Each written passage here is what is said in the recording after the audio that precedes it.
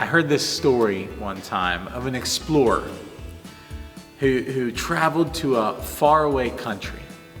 And he wanted to go deep into the jungle to a certain location. And so he hired someone who lived there to be his guide.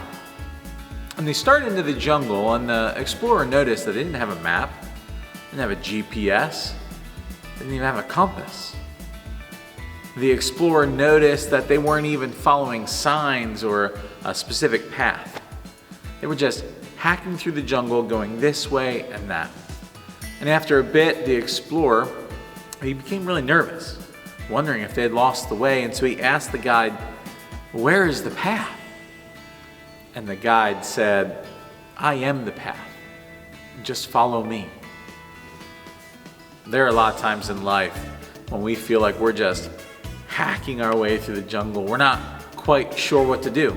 All the decisions you make every day, we don't know which way to go sometimes. We're without a map, without a compass, without any signs. And for this, God didn't just give us a rule book. He didn't just hand us a map and say, "Figure it out." He simply said, "Jesus is the path. Just follow." People who follow Jesus are called disciples. Disciples are people who seek to know and live like Jesus and tell others the good news about him. That's a word we use often. It's a word that I love to call myself, because we get to learn about Jesus. We get to live like Jesus. We get to love like Jesus. We get to enjoy being around Jesus' people, and we get to tell others about him. He's our path. When we don't know what to do, how to live each day, we just follow him.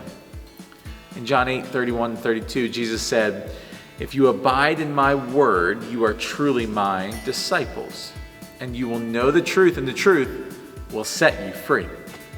So when we follow Jesus, we will be truly free to live life as God designed for us.